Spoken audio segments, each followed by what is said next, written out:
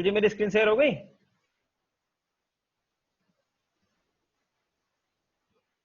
हो गई है सर। हाँ। मैं आप सबका स्वागत करता हूँ। हमारा जो एक नया हमने ग्रुप बनाया है और यूट्यूब का चैनल भी बनाया है, पीएच सॉल्यूशन मतलब फिजिक्स सॉल्यूशन पे, जहाँ पे हम पिछले साल के और प्रीवियस ईयर्स में जो नेट 11 में जो क्वेश्चंस आए हुए हैं उनका सॉल्यूशन करेंगे, हम उनको देखेंगे बेसिकली। और मेरा नाम Ravikant, assistant professor, department of physics, government college Sailana Ratlam में पदस्थ हूँ। और हमारा जो कॉलेज है वो विक्रम यूनिवर्सिटी से एफिलेटेड है। सो बिना टाइम वेस्ट किए हम शुरू करते हैं। Stop sharing.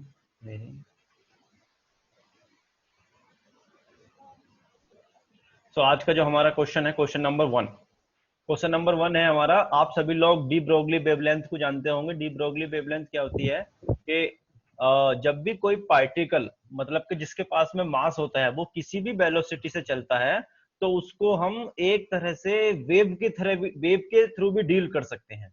जैसे अगर आपने जो यंग्स का डबल स्लिट एक्सपेरिमेंट किया होगा, जिसमें अगर हम एक प्रकाश की वेव लेते हैं, प्रकाश की तरंग लेते हैं, और उससे वहां पे हमें विवर्तन, व्यतिकरण यानी कि इंटरफेरेंस के और डिफ्रैक्शन के रिजल्ट्स मिलते हैं।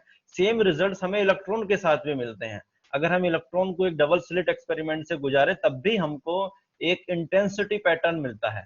ठीक है, तो इसी के चलते हुए डी ब्रोगली ने एक हाइपोथेसिस दिया था कि जब भी कोई पार्टिकल चलेगा तो उसके साथ में एक वेव एसोसिएटेड होगी। तो हमारा क्वेश्चन नंबर 1 है, the D Broglie wavelength of A particle of mass m with average momentum p at temperature t in the 3 dimension is given by। तो हमें पता है जो डी ब्रोगली ने जो हाइपोथेसिस दिया था वेवलेंथ का, that wavelength lambda is equal to h upon p से दी जाती है, वेयर h जो है प्लैंक कांस्टेंट है और p है उस पार्टिकल का मोमेंटम, जो जर्नली मोमेंटम को हम मास। कपिल जी सबका म्यूट कर, सबको माइक्रोफोन ऑफ कर दीजिए।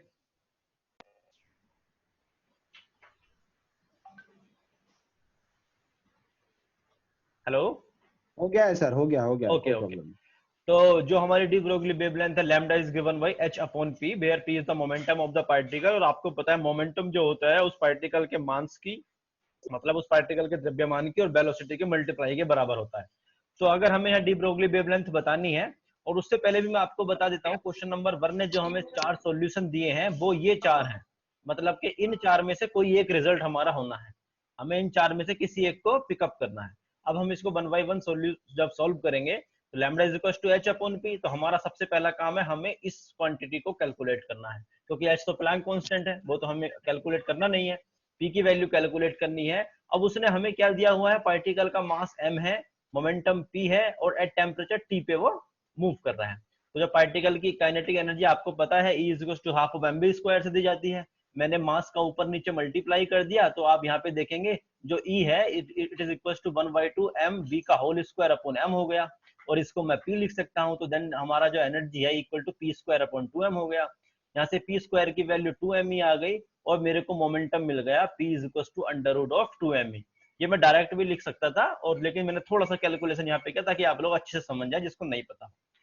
अगर हम थर्मोडायनामिक्स की बात करें तो 3 डायमेंशनल में जब हमारा कोई पार्टिकल मूव होता है, तो उसकी जो एनर्जी होती है, वो E is equal to n/2 k/2 से दी जाती है। भैया जहां n है उसकी डायमेंशन है कि पार्टिकल कितनी डायमेंशन में है। तो यहाँ से जो उसने क्वेश्चन में हमको दिया हुआ है 3 डायमेंशन, तो जो पार्टिकल की हमारी एनर्जी हो गई E is equal to 3/2 kT हो गया। और अगर हमें नंबर ऑफ पार्टिकल्स अगर 50 होते हैं तो इस एनर्जी में हम 50 से मल्टीप्लाई भी कर सकते हैं, लेकिन यहाँ पे सिर्फ एक पार्टिकल की बात हो रही है, तो जो हमारी एनर्जी E है दैट इज वो हमारी 3/2 kT से दी जाएगी।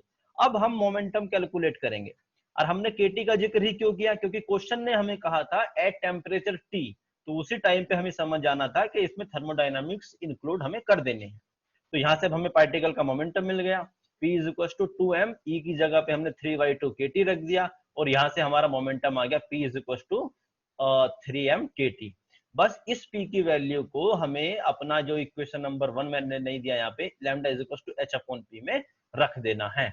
तो यहाँ से हमको ये वाला आंसर मिल गया है। अब देखो इस क्वेश्चन के लिए हम एक शॉर्टकट भी ट्राई कर सकते हैं। जैसे हमें पता है lambda is equal to h upon p होता है, और p की जो वैल्यू होगी P is equal to under root of 2m ही होती है। तो सबसे पहली बात है जो अंडर रूट में आंसर होगा वही होगा, तो उस केस पे हमारे को ये 3 ऑप्शन मिल जाते हैं। लेकिन उसने 3 डायमेंशनल की बात कही है, और उस केस में जो हमारी एनर्जी होती है थर्मोडायनेमिक्स हम निकालेंगे E = 3/2 kT, मतलब कि 3 का फैक्टर भी आंसर में कहीं ना कहीं होगा। तो आप इतनी चीज सोच के भी आप अपना ये वाला आंसर क्लिक कर सकते हैं। हालांकि आपको सोल्व करने में भी 2 मिनट लगेगी, लेकिन जब आपकी अच्छी प्रैक्टिस हो जाएगी तो उसके जब आप मल्टीपल क्वेश्चंस ट्राई करेंगे तो आप सीधे भी आंसर लगा पाएंगे, लैम्डा = h/3m kBT, क्योंकि ये आपको पता है इस क्वेश्चन में आपको 3 भी आएगा और वैल्यू अंडर रूट में भी होगी। आई होप आपको सबको समझ में आया होगा। अब हम नेक्स्ट क्वेश्चन पे चलते हैं। नेक्स्ट क्वेश्चन हमारा है, ये भी बहुत इंपॉर्टेंट है, और इस टाइप के क्वेश्चंस जो है नेट के एग्जाम में खूब पूछे जाते हैं, कई बार मतलब कि अक्सर आते हैं ये। The angular frequency omega of deep water wave vary as a inverse square root of the wavelength. Basically इस लाइन में इसने कहा है W इज इक्वल टू, मतलब के सॉरी ओमेगा जो हमारी एंगुलर फ्रीक्वेंसी है इज इक्वल टू 1/√λ, मतलब कि जो ओमेगा है वो √λ से वेरी कर रहा है। which of following is the relation between the group velocity and phase velocity। आपको पता होगा कि हमारी 2 तरह की वेलोसिटी होती है, एक ग्रुप वेलोसिटी होती है, एक फेज वेलोसिटी होती है। किसी वेव से भी जब भी कोई पार्टिकल एसोसिएट होता है तो उसकी इंडिविजुअल वेलोसिटी को फेज वेलोसिटी बोलते हैं, और जब वो कंबाइन एक ग्रुप बना लेते हैं, वो ग्रुप जो जिस वेलोसिटी से चलता है उसको ग्रुप वेलोसिटी बोलते हैं। ये दोनों वेलोसिटी अलग अलग भी हो सकती हैं। अब हमें बताना है इन दोनों के बीच में क्या रिलेशन होता है। अब इन दोनों के बीच में रिलेशन बताने के लिए सबसे पहले हमें इनके फॉर्मूलाज का पता होना चाहिए कि ग्रुप वेलोसिटी कहते किसे हैं और फेज वेलोसिटी कैसे किसे किसे, किसे कहते हैं।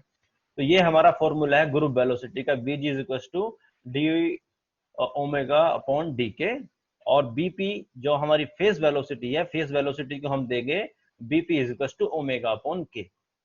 ठीक है, लेकिन अभी भी हमने देखा कि हमें जो रिलेशन दिया हुआ है वो ओमेगा और लैम्डा के बीच में है, जबकि हमारे जो फॉर्मूलेज हैं वो के डी ओमेगा अपॉन डी के यानी कि ओमेगा अपॉन के रिलेटिव में है। तो सबसे पहले हमें देखना होगा कि इनमें से कौन सी क्वांटिटी को हम लैम्डा से रिलेट कर सकते हैं। तो हमें पता है जो रिलेशन होता है, और यहाँ पे मैं एक चीज और आपको बताना चाहूंगा कि बीजी और बीपी में जो रिलेशन होता है वो ये होता है, बीजी = बीपी माइनस के lambda DP D BP upon D lambda. अगर आप इसमें भी डायरेक्ट यूज करेंगे तब भी आपको आंसर मिल जाएगा, लेकिन ये थोड़ा बड़ा हो जाएगा। मैं क्या करूंगा, यहाँ पे इंडिविजुअल ग्रुप वेलोसिटी की वैल्यू कैलकुलेट करूंगा और इंडिविजुअल फेज वेलोसिटी की वैल्यू कैलकुलेट करूंगा, और देखूंगा कि एक वेलोसिटी दूसरी वेलोसिटी के कितने टाइम्स आ रही है, तो वो मेरे लिए करना इजी हो जाएगा। सबसे पहला टास्क मेरा ये है कि मुझे ये जो फॉर्मूला है Bg = d omega upon D के, इसको लैम्डा की टर्म में बदलना। अब इसको लैम्डा की टर्म में कैसे बदल सकते हैं हम, वो आपको यहाँ पे देखने को मिलेगा। एक्चुअली हमारा k की वैल्यू होती है k, जो कि हमारा वेव वेक्टर होता है, k = 2 पाई अपॉन लैम्डा। यहाँ से अगर मैं डी के निकालता हूँ तो यहाँ पे मैंने सिंपल एक डिफरेंशिएशन का यूज किया है, डी के -2 pi upon lambda square D lambda. Okay, यानी कि जहां पे भी डी के की वैल्यू दी हुई है वहां पे मैं इस क्वांटिटी के साथ में आराम से रिप्लेस कर सकता हूँ, उसमें कोई इशू नहीं होगा। अब आप यहाँ पे देख सकते हैं जो हमारा बीपी की वैल्यू है, फेस वेलोसिटी हम शुरू में ले रहे हैं, face velocity BP = omega upon के। हमने ओमेगा की वैल्यू रख दी 1/√λ, जो हमें क्वेश्चन में दी हुई थी, के जो कि वेव वेक्टर है उसकी वैल्यू 2 पाई अपॉन लैम्डा हमको पता है ये होती है, हमने यहाँ पे रख दी। और यहाँ से जो हमारी फेज वेलोसिटी की वैल्यू आई है बीपी = λ/ 2 पाई, ये फेज वेलोसिटी की बात आ गई, फेज वेलोसिटी की वैल्यू हमारी यहाँ पे मिल गई है। अब यहाँ से हम ग्रुप वेलोसिटी की वैल्यू निकाल रहे हैं, Vg = d omega upon D के। अब डी के को हमें रिप्लेस करना है इस वैल्यू से जो हमने कैलकुलेट किया हुआ है। ओके, तो यहाँ पे हमने डी ओमेगा अपॉन डी के यहाँ पे रख दिया है, which is equal to D omega को मैंने यहाँ पे ब्रैकेट में रखा था और ओमेगा की वैल्यू यहाँ पे 1/√λ में ब्रैकेट में रख दी, और डी के की जगह पे -2 pi upon lambda square D lambda, ये वैल्यू यहाँ पे पुट अप कर दी गई है। अब यहाँ पे आप देखोगे मेरे को इसका भी सबसे पहले ये जो यहाँ से लैम्डा स्क्वायर अपॉन 2 पाई बाहर आ गया, d/d लैम्डा 1/√λ मुझे यहाँ पे मिल गया। फिर से मैंने यहाँ पे सिंपल डिफरेंशिएशन का यूज किया है, आप देख सकते हो मैंने यहाँ पे साइड में आपको कैलकुलेट करके भी दिखाया है कि d/d लैम्डा का 1/√λ पे जब हम ऑपरेट करेंगे d/d लैम्डा को, तो ये डिफरेंशिएशन किस तरह से होगा और उसकी क्या वैल्यू आएगी, और वही वैल्यू मैंने आपके सामने यहाँ पर पुट अप कर दी। और यहां से हमको मिला कि जो Vg = है वो 1/2 √2 पाई है, और ये वैल्यू मेरी फेस वेलोसिटी की थी, यानी कि bg is equal to half of bp। bg is equal to half of bp। और आप अगर देखेंगे तो आपको ये क्वेश्चन नंबर इसके फर्स्ट पार्ट ए में दिया हुआ है कि bg जो है वो bp के हाफ के बराबर होगा। अब जैसे जैसे, क्योंकि हमें यहाँ पे दिख रहा है कि अगर ग्रुप वेलोसिटी और फेस वेलोसिटी में ये रिलेशन होता है, मतलब कि जब जब मेरा वेव वेक्टर चेंज होगा, मेरी वेवलेंथ चेंज होगी, तब तब मेरी फेस वेलोसिटी और ग्रुप वेलोसिटी चेंज हो जाएगी। और जब जब मेरी वेवलेंथ पे मतलब कि ग्रुप वेलोसिटी चेंज हुई तो उनको एक डिफरेंट मीडियम बोलते हैं, एनिसोट्रॉपी उसमें आ जाती है, वो एक अलग बात है। लेकिन यहाँ पे आप ये सोच सकते हैं कि अगर वेवलेंथ के साथ में एंगुलर फ्रीक्वेंसी अगर चेंज हो रही है तो आपकी ग्रुप वेलोसिटी और फेस वेलोसिटी दोनों चेंज होती रहेंगी। आई होप ये क्वेश्चन आपको क्लियर हो गया होगा।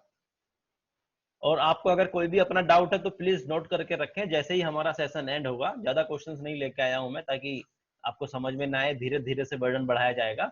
अगर आपका कोई भी डाउट हो तो आप नोट करके रखिएगा और एंड में आप उस क्वेश्चन पुटअप कर सकते हैं, उसके लिए कोई इशू नहीं रहेगा। नेक्स्ट क्वेश्चन देखिए, नेक्स्ट क्वेश्चन में हमको दिया हुआ है the energy of a 20 nanometer photon is. बस इतना सा ही क्वेश्चन दिया हुआ है आपको, और इसमें आपको ऑप्शन दिए हुए हैं 0.01 electron volt, 10 electron volt, 100 electron volt और 1 इलेक्ट्रॉन वोल्ट। बेसिकली अगर आप इस क्वेश्चन को 1 बाय 1 सोल्व करेंगे तो ये आपका बहुत टाइम कंज्यूम करता है, और इस टाइप के क्वेश्चन अक्सर एग्जाम में मिलते हैं। लेकिन इसका एक शॉर्टकट भी है सेकंड टाइप का, जो मैं आपको बताऊंगा, बहुत ही इजी है, आप आराम से कैलकुलेट कर लोगे। लेकिन एग्जैक्ट वे क्या है पहले हम आपको वो बता देते हैं। आपको पता है एनर्जी जो होती है वो एच न्यू के बराबर होती है, और न्यू को हम सी अपॉन लैम्डा से रिप्लेस कर सकते हैं, तो energy E equal to H C upon lambda से दी जा सकती है। और energy E is equal to H C upon lambda, यहाँ पे हम एच की वैल्यू एमकेएस पद्धति में यूज कर रहे हैं, एमकेएस में यूज कर रहे हैं, एमकेएस जो हमारा सिस्टम होता है, और सी को भी मीटर पर सेकंड में ले रहे हैं, वेवलेंथ लैम्डा को भी मीटर में ले रहे हैं। यहाँ से जो एनर्जी की वैल्यू आएगी वो जूल में आएगी, आपको जो मिलेगी। लेकिन उसने सारे आंसर हमको इलेक्ट्रॉन वोल्ट में दिए हुए हैं, तो फिर जो वैल्यू जूल में मिलेगी हमें उसको कन्वर्ट करना पड़ेगा इलेक्ट्रॉन वोल्ट में। तो सबसे पहले हमने कैलकुलेट किया, is equal to 6.67 10 to the power -34 H की वैल्यू रखी है। फिर हमने सी की वैल्यू रखी है, जो आपको सबको पता है, सी प्रकाश की चाल, the velocity of the light, that is C into 10 to the power 8। और फिर हमने फोटोन की जो हमको वैल्यू दी हुई, that is 200 into 10 to the power -9। 200 nanometer दिया था, तो हमने नैनोमीटर को मीटर से रिप्लेस कर दिया। आप हमेशा ये ध्यान रखिएगा, आपका क्वेश्चन अगर गलत हो जाएगा, अगर आप कभी भी ध्यान नहीं रखेंगे, आप जब भी कैलकुलेशन करें आप सिर्फ एक ही जो यूनिट्स है सबको एक यूनिट में कन्वर्ट कर लें। अगर आप मीटर को मीटर सेकंड में काम कर रहे हैं तो मीटर सेकंड में काम कीजिए। और अगर आप मीटर, ऐसा नहीं है किसी को मीटर सेकंड में रख लिया, किसी को मिनट में रख लिया, किसी को आवर्स में रख लिया, पूरी कैलकुलेशन गड़बड़ हो जाएगी। अगर आप सेंटीमीटर में बात अगर आप सेंटीमीटर में बात कर रहे हैं तो पूरे क्वेश्चन में आप सेंटीमीटर का ही जिक्र करेंगे। जैसा कि मैंने यहाँ पे सारी की सारी यूनिट्स को मीटर एमकेएस जो हमारा सिस्टम होता है उसी में यूज किया। तो यहाँ से जो मुझे सॉरी, कोई कुछ कह रहा था क्या? सर कोई नहीं कह रहा था सर। ओके, यहाँ से हमको अब हमको जो एनर्जी की वैल्यू मिली है, that's energy is equal to 1.05 into 10 to the power 18 joule हमको यहाँ से मिल गया। अब हमको पता है कि हमको एनर्जी जो जूल में है उसको इलेक्ट्रॉन वोल्ट में कन्वर्ट करने के लिए 1.6 10 टू द पावर -19 से डिवाइड करना पड़ेगा, जो कि हमारा कूलम्बिक चार्ज की वैल्यू होती है। Basically you can say that, क्योंकि 1 वोल्ट में इतने इलेक्ट्रॉन वोल्ट की एनर्जी होती है। तो यहाँ से हमको जो आंसर मिला is equal to 6.25 electron volt मिला। लेकिन 6.25 इलेक्ट्रॉन वोल्ट पूरे क्वेश्चन में कहीं भी नहीं है, तो हमें फिर इसकी नियरेस्ट वैल्यू पे जाना पड़ेगा। मतलब कि इसके नियरेस्ट फिर कौन सा आ रहा है, यहाँ पे आप ये भी देख सकते हैं, इसलिए उसने बहुत दूर दूर की वैल्यू दी है, 0.01 electron volt, 10 electron volt, 100 electron volt और 1 इलेक्ट्रॉन वोल्ट। तो हम यहाँ पे 10 इलेक्ट्रॉन वोल्ट हमारा आंसर हो जाएगा। तो आपको ये बात का भी ध्यान रखना है कि जब आप मल्टीपल चॉइस क्वेश्चन के आंसरिंग दे रहे होंगे तो आपको नियरेस्ट जो आंसर होता है उस पर अप्रोच करना होता है। कभी कभी आपको कोई सा भी आंसर नहीं मिलेगा, लेकिन जो नियरेस्ट अप्रोच कर रहा होगा आपको उस पर टिक करना होगा। इसका एक सीधा शॉर्टकट ये है कि इस सारी कैलकुलेशन को अगर मैं इलेक्ट्रॉन वोल्ट से डिवाइड भी कर दूं और एच और सी से मल्टीप्लाई कर दूं और इलेक्ट्रॉन वोल्ट से डिवाइड कर दूं और सब कुछ कर दूं, तो हमको जो क्वांटिटी मिलती है वो E is equal to 1234.5 electron volt, और वेवलेंथ आपको नैनोमीटर में रखनी है। मतलब यहाँ पे मैंने एच की और सी की मल्टीप्लाई भी कर ली है, मैंने उसको 1.6 10⁻⁻⁹ से डिवाइड भी कर दिया है और मैंने 10⁻⁻⁹ से भी डिवाइड कर दिया है। तो अगर आप इस क्वेश्चन में 1 2 3 4 5.5 को 200 से मल्टीप्लाई कर देंगे तब भी आपको ये आंसर मिल जाएगा। अब देख सकते हैं दोनों ऑलमोस्ट बराबर है। तो ये आप हमेशा ध्यान रखें, E equal to 1234.5 wavelength in nanometer, या आप ऐसा भी कर सकते हैं 12345, फिर आपको वेवलेंथ को एंगस्ट्रॉम में यूज करना होगा और आपको आंसर सीधे की सीधे इलेक्ट्रॉन वोल्ट में मिल जाएगा। और ये क्वेश्चन हमेशा मोस्टली जो पीएससी के एग्जाम होते हैं उस पे तो इस पे बेस्ड क्वेश्चन आता ही है, तो आप इसका ध्यान रखें। अब next question number 4। Kapil ji एक बार जरा क्वेश्चन के लिए ओपन कर दीजिए, किसी का कोई क्वेश्चन हो तो पूछ लेंगे। सभी पार्टिसिपेंट को अनम्यूट कर रहे हैं हम। सब अपने माइक, जो बोलना चाहता है वो अपने माइक पे प्रेस करे और बोल सकता है। हाँ, जो भी अपना क्वेश्चन अगर कोई पूछना चाहता है यहाँ तक तो अपने माइक्रोफोन को अनम्यूट करके पूछ सकता है। किसी का कोई क्वेश्चन? Yes sir. बोलिए सर अगर एनर्जी सिंपल जूल में पूछ रखी हो तो भी इसी क्वांटिटी से ये मल्टीप्लाई होगा 1 2 3 4 5? नहीं, देखिए नहीं, अगर जूल में दे रखी है तब इससे आप नहीं करेंगे, फिर आपको सिंपल इतने ही पोर्शन पे जाना होगा। Okay sir. हाँ, आपको जूल में हम अगर आपने इससे कैलकुलेट कर लिया तो यहाँ पे आपको फिर 1.6 10⁻⁻⁹ से मल्टीप्लाई करना पड़ेगा, क्योंकि आप जैसा कि जो मैंने अभी देखो आपके सामने डार्क किया है, यहाँ पे हमने 1.6 से डिवाइड कर तब इलेक्ट्रॉन वोल्ट में आता है। अगर आपने ये इससे कैलकुलेट कर लिया है, ये भी आपके लिए, आप इस सारी कैलकुलेशन से बच सकते हो। आपने अच्छा सोचा है, आप इलेक्ट्रॉन वोल्ट में कैलकुलेट कर लो और 1.6 10⁻⁹ से मल्टीप्लाई करने में आपको टाइम लगेगा नहीं, तो आपको आंसर सीधे जूल में मिल जाएगा। Okay, thank you. ये सारी चीजें आपको प्रैक्टिस के साथ साथ में आएंगी। जब आप मल्टीपल टाइम प्रैक्टिस करोगे तो आपके अपने शॉर्टकट्स होंगे जो आप सीधे इंप्लीमेंट कर पाओगे और उन्हीं से आप हमेशा सक्सेस मिलती है। किसी का कोई और क्वेश्चन या आपको कुछ और पूछना है? No sir, no. शायद और कोई नहीं है। कपिल जी ऑफ कर दीजिए। ठीक। Now question number 4। ये क्वेश्चन सेम उसी कॉन्सेप्ट पे बेस है जो हमने अभी पीछे किया था, जिसमें है कि phase velocity and group velocity of a wave will we. ये कोई स्क्रीन पे कोई कुछ चला रहा है, प्लीज ऐसा मत कीजिए नहीं तो प्रॉब्लम हो जाएगी। Phase velocity and group velocity of a wave will be. Option number A है if the phase velocity is independent of wavelength. Second, if the phase velocity is dependent of wavelength, if the group velocity is dependent on wavelength, and if the group velocity is dependent on the refractive index of a medium. तो यहाँ पे हम देख सकते हैं, हालांकि जिसने अभी डार्क किया था आंसर उसका सही था, लेकिन मैं आपको बेसिक से समझाना चाहता हूँ कि मेरी फेज वेलोसिटी और ग्रुप वेलोसिटी की डेफिनेशन है BP is equal to omega upon K. मतलब कि ओमेगा और के में से कोई भी एक वैल्यू अगर वेरी कर रही होगी तो मेरा फेज वेलोसिटी और ग्रुप वेलोसिटी चेंज हो जाएंगे। और k मेरा रिलेट करता है डायरेक्टली लैम्डा से, यानी कि वेवलेंथ से, और wavelength k is equal to 2 pi upon lambda से दी जाती है। अब यहां से अगर मैं देखता हूं तो मुझे ऑप्शन नंबर ए दिख रहा है if the phase velocity is independent of wavelength. तो मेरा बीपी भी अलग हो गया और बीजी भी अलग हो गया। उस केस में फेज वेलोसिटी और ग्रुप वेलोसिटी दोनों आइडेंटिकल होंगी और दोनों एक दूसरे पे डिपेंड नहीं, मतलब उनका कोई रिलेशन बेसिकली नहीं होगा, दोनों की दोनों अलग हो जाएंगे।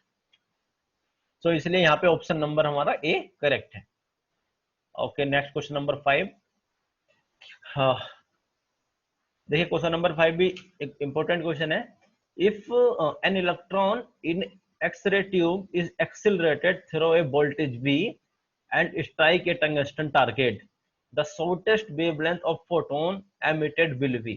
बेसिकली क्या होता है कि अगर आपने किसी इलेक्ट्रिक फील्ड में, जैसे कि मैंने यहाँ पे दिखाने की कोशिश की है, यहाँ पे एक प्लस चार्ज और माइनस चार्ज की जो दो प्लेट है उसके बीच में मैंने इलेक्ट्रॉन को रख दिया, और अगर यहाँ पे मैंने सपोज करो 500 वोल्ट पर मीटर का इलेक्ट्रिक फील्ड लगा रखा है, तो जो इलेक्ट्रॉन की जो एनर्जी इलेक्ट्रॉन को मिलेगी वो 500 इलेक्ट्रॉन वोल्ट की मिलेगी। अगर आपने 1 वोल्ट का पोटेंशियल डिफरेंस लगा रखा है तो अगर आपने इसमें किसी एक इलेक्ट्रॉन को छोड़ दिया तो वो 1 इलेक्ट्रॉन वोल्ट की एनर्जी को फील करेगा। तो इसीलिए अगर आपने किसी इलेक्ट्रॉन को जो एक्सेलरेट हो रहा है बी वोल्टेज से, तो उसकी जो एनर्जी उस सिस्टम में हो जाएगी वो E is equal to EV के बराबर हो जाएगी। पहली चीज तो हमारी ये करेक्ट होगी, मतलब कि जो एनर्जी की वैल्यू है उस इलेक्ट्रॉन के पास में वो हमारी ईवी के बराबर है। अब क्या होता है, जब कहीं से हमको एक्सरे जनरेट करनी होती है तो हम क्या करते हैं, टंगस्टन टारगेट पे बहुत हाई एनर्जेटिक इलेक्ट्रॉन फेंक के मारते हैं, आप नॉर्मल भाषा में समझ लीजिए। और वो हाई एनर्जेटिक इलेक्ट्रॉन क्या होता है, टंगस्टन का जो एटम होता है उसके के सेल के इलेक्ट्रॉन को निकाल देता है।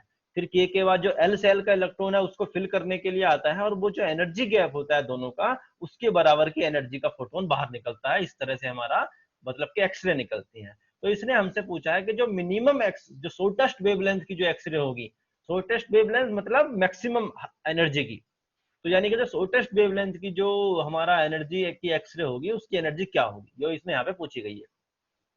तो मैंने आपको बताया था सिंपल, हमको एक रिलेशन हमेशा याद रखना है कि energy is equal to H nu या एच सी अपॉन लैम्डा से दी जाती है।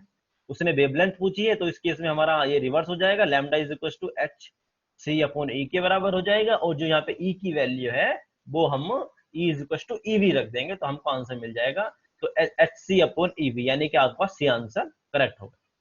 इसको हम एक तरह से भी कर सकते हैं, आपको जब आप कोई भी कंपटीशन एग्जाम दो जिसमें मल्टीपल चॉइस हो, तो आप हमेशा देखना कि डायमेंशन एनालिसिस है एक बहुत बड़ा रोल प्ले करता है। बहुत बड़ा रोल प्ले कैसे करता है, सिर्फ डायमेंशन एनालिसिस से बिना कैलकुलेशन किए भी आप किसी भी आंसर को लगा सकते हो। जैसे कि मुझे पता है कि जो वेवलेंथ है उसकी डायमेंशन होती है मीटर, यानी कि अगर मैं इनमें इनमें जैसे ये ऑप्शन है, इसका ये ऑप्शन है, इनका अगर मैं सबका डायमेंशन कैलकुलेट करूं, जिसका डायमेंशन मीटर में आ गया, सपोज मान लो कि मेरा वही आंसर हो जाएगा। उस केस में मुझे क्या करना पड़ेगा, एक एक करके सबको चेक करना पड़ेगा। लेकिन डायमेंशन एनालिसिस में हमें इतना चेक नहीं करना होता जितना कभी कभी कैलकुलेशन में या कभी कभी कोई डेरिवेटिव जो आंसर आते हैं हमारे, उनमें हमको करना होता है। तो यहाँ पे आप देख सकते हैं, यहाँ पे मैंने एच सी अपॉन ईवी पहले वाले को लिया। आपको पता है कि एच जो होता है उसकी डायमेंशन जूल सेकंड होती है, E equal to H nu के बराबर होता है, और न्यू की जो 1/सेकंड होती है, तो जो हमारी प्लांक कांस्टेंट की डायमेंशन होगी वो जूल सेकंड के बराबर हो जाएगी। और सी प्रकाश की चाल, ये तो वेलोसिटी है, तो इसकी डायमेंशन हमारी हो गई मीटर अपॉन सेकंड। और अपॉन में ईवी, ये भी एक तरह की एनर्जी है, तो इसको मैंने एनर्जी लिख दिया। और जूल भी एक एनर्जी की फॉर्म है, तो आप यहाँ से देख सकते हो एनर्जी से एनर्जी कैंसिल आउट हो गया, सेकंड से सेकंड कैंसिल आउट हो गया, मेरे को मीटर मिल गया। मतलब कि जो ये फॉर्म वाला आंसर होगा वही मेरा होगा। अब मैं अपने देखो ऑप्शंस पे जाता हूँ। अब इस तरह से या तो ये आंसर बन रहा है या फिर ये आंसर बन रहा है, ये दो आंसर बन रहे हैं। लेकिन हमको ये पता है कि एच क्रॉस तो इसमें कहीं आता ही नहीं है। जब भी हम फोटो इलेक्ट्रिक इफेक्ट की बात करते हैं, एच क्रॉस तो हमारा जब हम हाइड्रोजन एटम स्टार्ट करते हैं उसके बाद से शुरू होता है, तो उसके बाद शुरू होता है। तो यहाँ पे इन दो में से कोई एक आपका ऑप्शन होगा। और यहाँ पे भी अगर आप चूज करते हैं तो अब आपके दो आंसर एलिमिनेट हो गए हैं, आपको इन दो में ही चूज करना है, और जो कि सी आंसर यहाँ पे हमारा करेक्ट है। अब हम नेक्स्ट क्वेश्चन की तरफ बढ़ते हैं। सर कुछ बच्चे पूछना चाह रहे हैं कि एच क्रॉस क्यों नहीं आया। हाँ, एच मतलब क्रॉस वो ये पूछना चाह रहे हैं कि एच और एच क्रॉस में डिफरेंस क्या है, ऐसा चैट बॉक्स में लिखा गया था। ओके ओके, मैं आपको सिंपल बताता हूँ। देखो, जो बेसिकली एच क्रॉस होता है वो एच अपॉन 2 पाई को हम एच क्रॉस बोल देते हैं। और हमने एच अपॉन 2 पाई को ही एच क्रॉस क्यों बोला, क्योंकि इसका एक सबसे बड़ा रीजन ये होता है, जब भी हमारा कोई इलेक्ट्रॉन, जैसे कि अगर हम हाइड्रोजन एटम का ऑप्शन ले, तो हाइड्रोजन एटम में जो इलेक्ट्रॉन अपना एंगुलर मोमेंटम से घूम रहा होता है, जिस एंगुलर मोमेंटम से इलेक्ट्रॉन घूम रहा होता है, तो वो हमेशा एच अपॉन 2 पाई के इंट्रीगल मल्टीपल में ही होगा। एच अपॉन 2 पाई का इंट्रीगल मल्टीपल ही होगा, उसके अलावा नहीं होगा। मतलब कि या तो उसकी इलेक्ट्रॉन के एंगुलर मोमेंटम की वैल्यू 1 इंटू एच अपॉन 2 पाई होगी, या 2 इंटू एच अपॉन 2 पाई होगी, या 3 इंटू एच अपॉन 2 पाई होगी। ऐसा नहीं हो सकता कि सिर्फ एच हो जाए। तो हमने उस एंगुलर मोमेंटम को एक नंबर असाइन कर दिया जिसको हम एच क्रॉस बोलते हैं। ओके, जिसको हमने एच क्रॉस बोल दिया है। लेकिन यहाँ पे और जो किसी भी पार्टिकल की एनर्जी होती है वो सिंपल एच न्यू के बराबर होती है, न कि एच क्रॉस न्यू के बराबर होती है। तो इसलिए हमारा एच क्रॉस का यहाँ पे कोई जिक्र ही नहीं होगा। I hope they understand. और एच क्रॉस को हम इसीलिए हमने एच क्रॉस को एक नया सिंबल डिफाइन करना पड़ा, क्योंकि उसी का इंट्रीगल मल्टीपल हमारा एंगुलर मोमेंटम होता है। जैसे कहीं भी अगर चार्ज होगा तो वो आपका इलेक्ट्रॉन के मल्टीपल होगा, कि भाई किसी के पास 5 कूलम चार्ज है, 10 कूलम चार्ज है। ऐसा नहीं हो सकता किसी के पास 5.5 कूलम चार्ज है, मतलब ये नहीं हो सकता, या हाफ कूलम चार्ज किसी के पास है। हमेशा किसी के पास में चार्ज होगा तो वो इलेक्ट्रॉन के मल्टीपल के बराबर ही होगा। और सिमिलरली अगर जो इलेक्ट्रॉन का एंगुलर मोमेंटम होगा वो एच अपॉन 2 पाई के इंट्रीगल मल्टीपल के ही बराबर होगा। Okay, I hope. क्वांटाइजेशन। हाँ, क्वांटाइजेशन बेसिकली। धीरे धीरे मैं आऊंगा वहां के क्वेश्चन पे जाऊंगा। इसे एंगुलर मोमेंटम का क्वांटाइजेशन बोलते हैं। और बेसिकली जब भी कोई चीज किसी के इंटीग्रल मल्टीपल के बराबर होती है तो क्वांटाइजेशन बोलते हैं। जैसे कि हमारा चार्ज का भी हो जाता है, चार्ज का भी न्यूमेरिकल के मल्टीपल बराबर होता है। बाय द वे हम नेक्स्ट क्वेश्चन पे आते हैं। सर मैं हाँ यहाँ पे थोड़ा सा बोलना चाहूंगा। 10 मिनट ही लेफ्ट हैं, तो अगर एनी कनेक्शन लॉस होता है तो रिज्वाइन कर ले सेम लिंक से। वी हाँ विल कंटिन्यू फिर। हाँ। एक्चुअली ये जूम ऐप पे हमको 40 मिनट का ही टाइम मिलता है, तो अगर बीच में डिस्कनेक्ट होता है तो आप फिर से सेम लिंक पे जाकर के ज्वाइन कर लीजिएगा। सभी से एक request. Now question number 6। If a particle of mass m is equals to 5 into 10 to the power 28 kg is confined to move in a shape of size 10 to the power minus के 15 meter, the maximum value of its kinetic energy will approximately।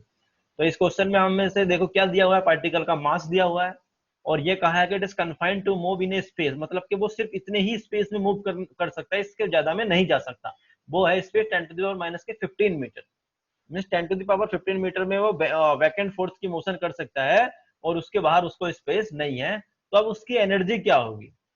बड़ा बड़ा अजीब सा question यहाँ पे देखो, इसने हमको दिया है सिर्फ और सिर्फ स्पेस साइज दिया है और हमसे ये पूछा है कि उसकी एनर्जी अप्रोक्सीमेटली किसके बराबर होगी। तो आप सबको पता होगा एक हमारा प्रिंसिपल होता है जिसको हम अनसर्टेनिटी प्रिंसिपल कहते हैं।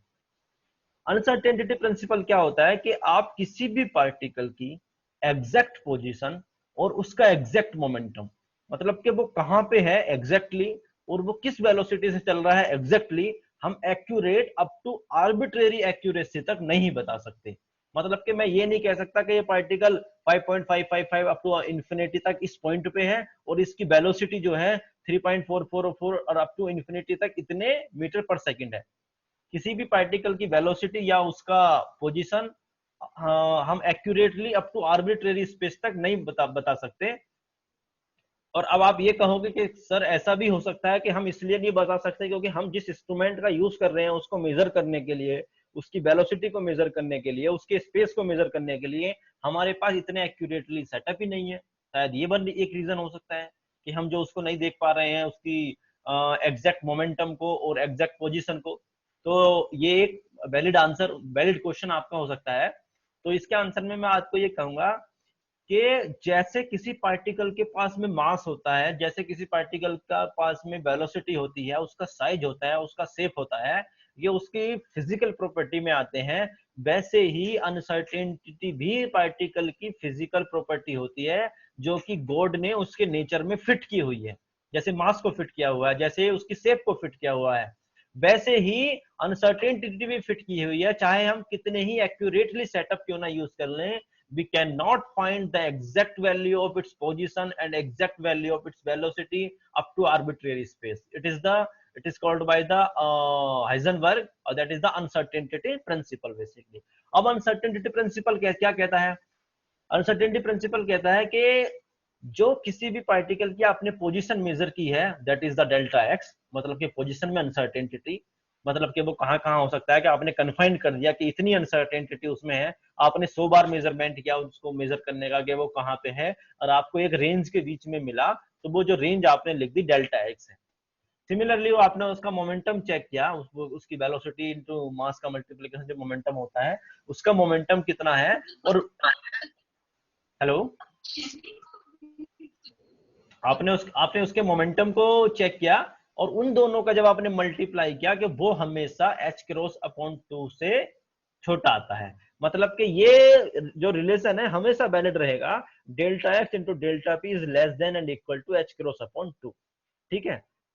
और क्वेश्चन ने हमसे पहले ही पूछा है कि अप्रोक्सीमेटली कितना होगा, तो मैं अपनी कैलकुलेशन को थोड़ा सा आसान करने के लिए h क्रॉस की वैल्यू h अपॉन 2 पाई होती है और अपॉन 2 इन दोनों को यहां से हटा दूंगा, यानी कि मैं अपॉन h के अपॉन में जो 4 फाई का फैक्टर है मैंने वो हटा दिया, क्योंकि मुझसे क्वेश्चन ने जो पूछा है वो उसने मुझसे पहले ही कहा कि अप्रोक्सीमेटली, तो मैंने delta X into delta P को h क्रॉस लिया, नहीं तो मेरी कैलकुलेशन बहुत ज्यादा डिफिकल्ट हो जाती।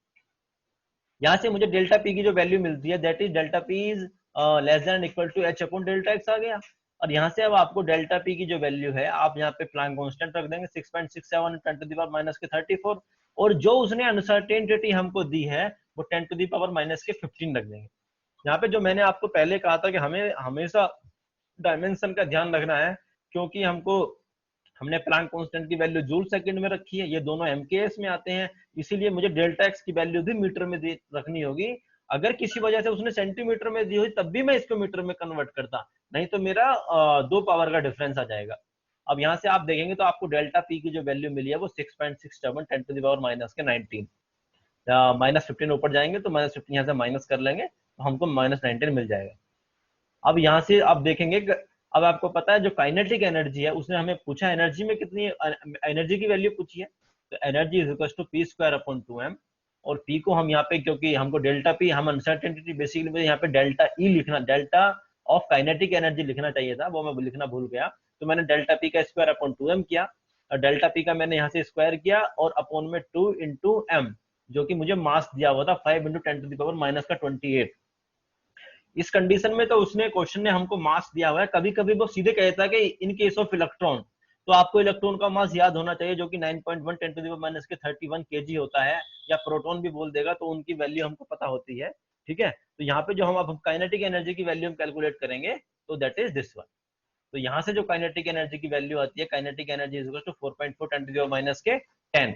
अब आप अपने आंसर में जाकर के देखेंगे कि ये वैल्यू किसके नियरेस्ट आ रही है, क्योंकि उसने अप्रोक्सीमेट पूछा है। तो यहाँ पे अगर आप देखेंगे जो हमारे ऑप्शन ऊपर में दिए हुए हैं, ऑप्शन है 10 टू द पावर माइनस के 9, 10 की पावर माइनस के 12, 10 की पावर माइनस 19 है, और 10 की पावर माइनस के 15 है। तो हमारा जो आंसर है वो 9 के ऑलमोस्ट क्लोज है, तो हमें इसका ऑप्शन नंबर जो ए है वो लगा देना हो। ऑप्शन नंबर ए हमारा बिल्कुल सही है। तो I hope all of you understand, आज हमने जो भी पढ़ाया गया है सिर्फ 6 ही क्वेश्चन में आपके सामने आज लेके आया था, और अभी टाइम जो हाँ हो गई रिकॉर्डिंग स्टार्ट हो गई है। हाँ ठीक।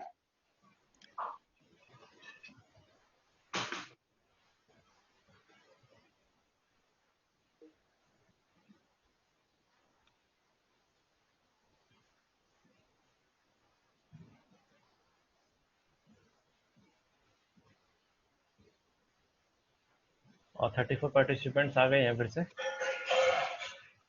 कपिल जी एक बार सबको माइक्रोफोन सबका ऑन कर दीजिए, ताकि अब हम बस क्वेश्चन आंसर डिस्कशन हमारा बचा है, जिसका जो भी क्वेश्चंस होगा वो पूछते रहेंगे।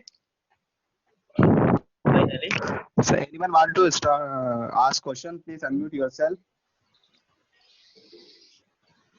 सर सबको परमिशन है अनम्यूट कर ओके ओके ओके ओके। हाँ, अगर आपको कुछ भी पूछना है, अनसर्टेनिटी के बारे में कुछ पूछना है, ये क्या होता है, कैसे आया, या कोई भी कॉन्सेप्ट जो मैंने यहाँ पे क्वेश्चंस में यूज किया है उस कॉन्सेप्ट के बारे में पूछना है, तो आप पूछ सकते हैं। हेलो, हाँ बोलिए। हाँ सर, एक बार आप क्वेश्चन नंबर 4 रिपीट कर सकते हैं?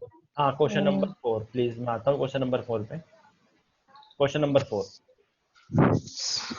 सर जब रिपीट कर रहे हैं तब आप वापस अपने माइक ऑफ कर लें, ताकि किसी को कोई हाँ प्रॉब्लम हाँ हाँ हाँ हाँ, अपना माइक ऑफ कर ले और फिर से उनके फिर से कुछ पूछ लीजिएगा। देख क्वेश्चन नंबर 4 में उसने पूछा है the phase velocity and group velocity of a wave will be identical, मतलब कि ड्यूरिंग द प्रोसेस जो फेज वेलोसिटी है और ग्रुप वेलोसिटी है वो वैल्यू उसकी आइडेंटिकल होगी, मतलब चेंज नहीं होगी। जो वैल्यू आपने असाइंड कर दी है, जो वैल्यू आपने बता दी है वही वैल्यू उसकी रहेगी, that value will not change through out the process. तो ऐसा हमारा कब पॉसिबल होगा, हमें पता होना चाहिए कि हमारा फेस वेलोसिटी बीपी जो होता है ओमेगा अपॉन के के बराबर होता है, group velocity D omega upon D के बराबर होता है। मतलब अगर ओमेगा और के में से कोई भी एक चीज वेरी करेगी तो ये हमारी वेलोसिटीज वेरी कर जाएंगी। अब हमें ओमेगा और के की उसने इन्फॉर्मेशन ही नहीं दी, तो अब हमको सेकंड स्टेप पे जाना पड़ेगा। जो हमारा के जो कि वेव वेक्टर है वो 2 पाई अपॉन लैम्डा के बराबर होता है, यानी कि के का और लैम्डा का डायरेक्ट रिलेशन है। यानी कि अगर किसी तरह से आपने लैम्डा को फिक्स कर दिया, ठीक है, अगर किसी तरह से आपने लैम्डा को फिक्स कर दिया, उस केस में आपकी दोनों चीजें आइडेंटिकल हो जाएंगी। मतलब बीपी भी आपका एक कांस्टेंट वैल्यू होगा 2 4 5 6 8 जो भी होगा, और बीजी भी आपका एक कांस्टेंट वैल्यू होगा जो कि through out the process same रहेगा। तो वो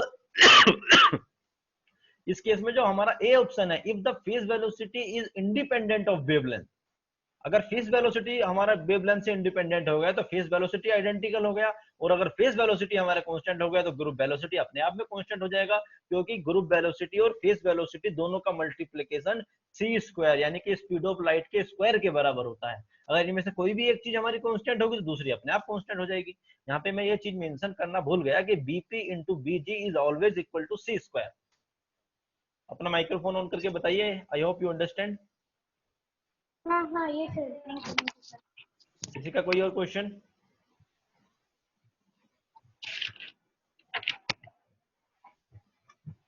किसी पार्टिसिपेंट का? राठौड़ सर, आपकी तरफ से कुछ? हेलो। हाँ राठौड़ सर। हेलो। हाँ बोलिए। जी सर, आपने वो एक मल्टीप्लिकेशन फैक्टर बताया था h इंटू सी का। हाँ हाँ बिल्कुल। तो सर उसमें जो वैल्यू आ रही है वो सर वो सही नहीं आ रही है, मतलब हाँ मैंने हाँ मल्टीप्लाई बिल्कुल, करके देखा तो। बिल्कुल आपकी बात सही है, वो वैल्यू सही नहीं है, इसीलिए मैंने आपको सेकंड ऑप्शन में बताया था। वो 1 2 3 के बाद में कुछ और आता है और 4 5 आ जाता है, ठीक है। मैं आपसे सिर्फ ये कहना चाह रहा हूँ, इट इज ए शॉर्टकट, क्योंकि ये यहाँ से ओके। आपको अप्रोक्सीमेट, अगर हमने एग्जैक्ट कैलकुलेट किया तो 6.25 आया। आपने अप्रोक्सीमेट जब कैलकुलेट किया तो ई की वैल्यू 6.1725 आई है। तो ये आपको एक अप्रोक्सीमेट रिजल्ट देगी, जो आपको पता लग जाएगा कि आपका आंसर नियर अबाउट कहाँ पे है। ओके। ओके, तो ये कभी भी आपको कभी भी आप इसको बेझिझक कहीं भी यूज कर सकते हैं। लेकिन ये 1 2 तो आएगा, उसके बाद में डिजिट थोड़ा चेंज होता है, तो आपको कभी कोई प्रॉब्लम नहीं होगी। Yes sir. Okay, I think ये 1240 होगा। किसी और का कोई क्वेश्चन? अपना माइक्रोफोन ऑन कर देना। ये रिमेम्बर करने के लिए भी अच्छा है, 1 2 3.4 मैं या 4.5। ये आपको एक तरह से याद रहे कि 1 2 3 4 5 की बस एक सीरीज है और कुछ भी नहीं है। अगर मैं यहाँ पे एग्जैक्ट वैल्यू रख देता तो आप भूल जाओगे कि वो क्या है। या डेफिनेटली सर। हाँ बोलिए, किसी का कोई और क्वेश्चन? इसके बाद में मैं आपको एक बहुत इंटरेस्टिंग बात और बताने वाला हूँ आज के लिए। हेलो हाँ बोलिए। सर, एक्चुअली मुझे ये पूछना था कि मैं एक क्वेश्चन पढ़ रहा था इसमें कि एक फ्री इलेक्ट्रॉन जो है वो फोटोन को कंप्लीटली एब्जॉर्ब नहीं कर सकता है। हाँ तो उसका उसमें बताना था। Okay okay. तो सर मैं उसमें थोड़ा कंफ्यूज हूँ, क्योंकि उसमें मैंने law of conservation of energy लगाया था ना, तो उसमें हाँ थोड़ा सा मुझे मतलब कंफ्यूजन हो रहा है कि कैसे रखूं उसको, मतलब हाँ देखो कंजर्वेशन ऑफ देखो, एनर्जी। मेरी बात सुनो, मैं तुम्हें बताता हूँ वो क्यों नहीं एब्जॉर्ब कर सकता।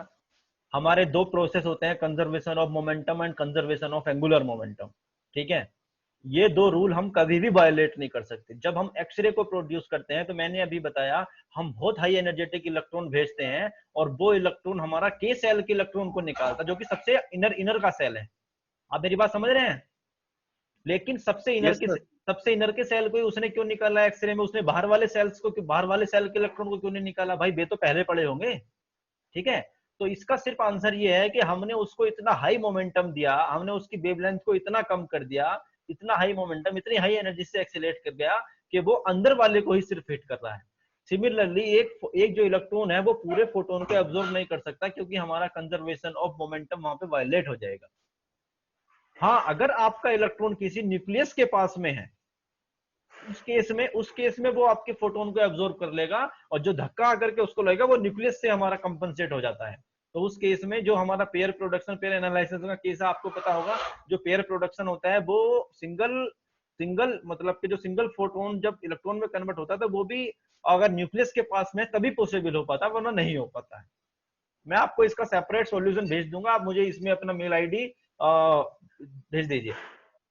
Okay sir, okay, thank you sir. हाँ, किसी और का कोई और क्वेश्चन क्वांटम मैकेनिक्स पे?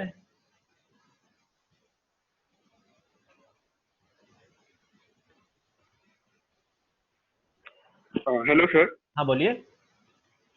सर जैसे आपने वो जो फॉर्मूला बताया, VP the phase velocity into group velocity is equal to C square, yes. और जो हमें एक और फॉर्मूला बताया कि mu naught into epsilon naught is equal to C square, तो ये दो फॉर्मूला में रिलेशन है क्या कुछ? और sir actually mu naught epsilon naught नहीं, 1 upon mu naught epsilon naught equal to C square. Okay okay okay, sorry sorry, हाँ हाँ, आप ओके, थोड़ा मैं कंफ्यूज हो गया। हाँ सर, तो आप जहां से अगर आपको एक क्वांटिटी सी स्क्वायर, दूसरी क्वांटिटी सी स्क्वायर, तो आप सीधे लिख सकते हैं इसमें कि आपका group velocity into phase velocity is equal to 1 upon mu naught epsilon naught. और मैं आपको यहीं से एक चीज बताना चाहता हूं, आपने बहुत अच्छा क्वेश्चन एराइज किया कि हम ये कहते हैं कि group velocity phase velocity system की अनिसोट्रॉपी से कैसे डिपेंड कर जाती है। वो सिस्टम की अनिसोट्रॉपी से इसलिए डिपेंड करती है कि phase velocity group velocity directly related होती है 1 अपॉन म्यू के और 1 अपॉन एप्सिलॉन के। तो इसलिए अगर आप किसी भी सिस्टम का रिफ्रैक्टिव इंडेक्स चेंज कर दोगे या वर्तनांक चेंज कर दोगे तो उसकी ग्रुप वेलोसिटी, उसके अंदर ग्रुप वेलोसिटी और फेज वेलोसिटी भी चेंज हो जाएगी। Okay okay. आप इस चीज को यहाँ से रिलेट कर सकते हैं कि अगर आपने किसी भी सिस्टम का अपवर्तनांक या रिफ्रैक्टिव इंडेक्स चेंज कर दिया तो उस सिस्टम के अंदर ग्रुप वेलोसिटी और फेज वेलोसिटी दोनों चेंज हो जाएंगे।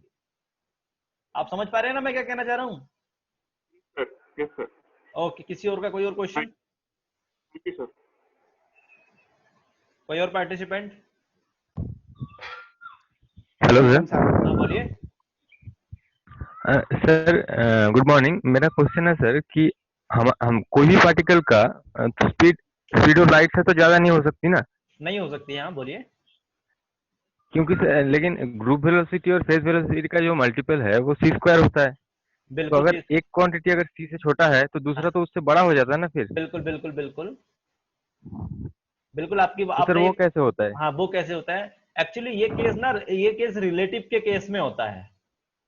ये केस रिलेटिव के केस में होता है। एक्चुअली वो बड़ा सी वेलोसिटी से नहीं होता, लेकिन दोनों को हमेशा सी के बराबर होना पड़ेगा, तो इसलिए हम एक को सी स्क्वायर से सी से बड़ा दिखाते हैं।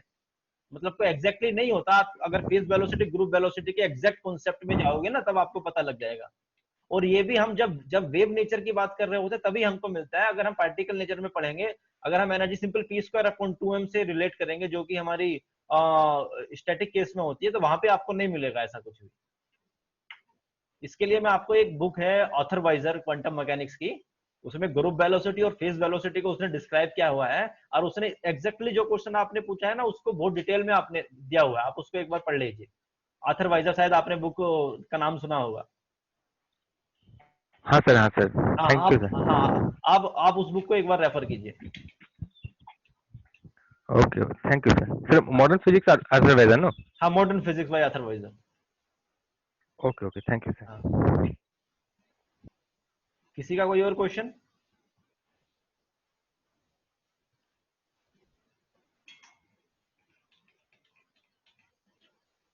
चलो, जो मैं आपको एक और बात बताने वाला था, जैसे हमारा ये रिलेशन होता है according to uncertainty principle, delta X into delta P is less than and equal to h cross by 2। Similarly ये रिलेशन हमारा एनर्जी में और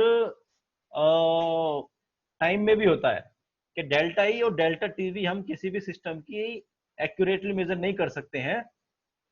नहीं तो मैं इस क्वेश्चन को फिर नेक्स्ट क्लास में ले लूंगा, विद क्वेश्चंस के आ जाऊंगा। किसी का कोई और क्वेश्चन हो तो एक बार पूछ लीजिए प्लीज।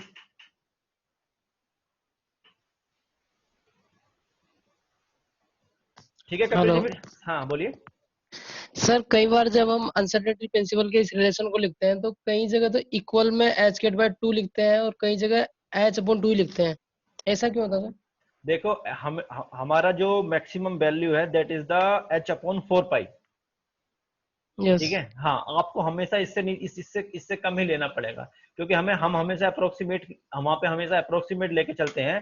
जैसे कि मैंने यहाँ पे सिर्फ h क्रॉस ही लिया, आपको बहुत क्वेश्चन में h ही मिल जाएगा। तो आप प्रोजेक्ट और इसका प्रेजेंटेशन वगैरह का। अच्छा, आपको कैसा लगा क्लास में, ये बताइए पहले।